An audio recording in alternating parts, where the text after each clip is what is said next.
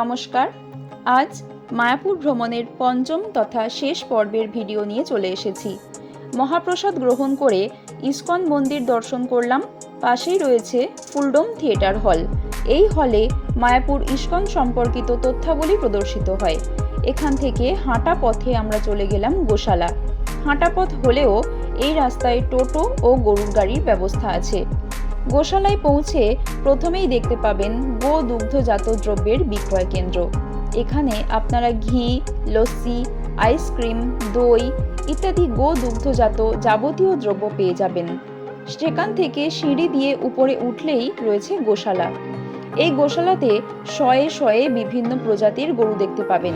প্রতিটি গরুই খুবই হৃষ্টপুষ্ট, যা দেখে মনে হয় এখানে কর্মীরা গরুদেরকে খুবই যত্ন করেন।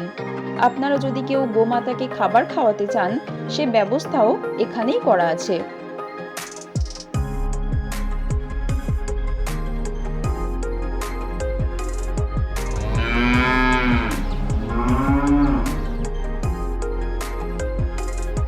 গোশালা দর্শন করে আমরা বাড়ির পথে রওনা দিলাম। মায়াপুর ভ্রমণের ভিডিও এখানেই শেষ করছি। পরে আবার অন্য কোনো ভ্রমণের ভিডিও নিয়ে হাজির হয়ে যাব।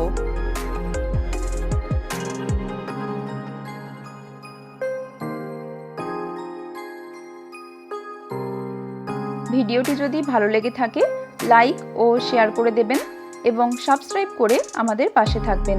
ধন্যবাদ।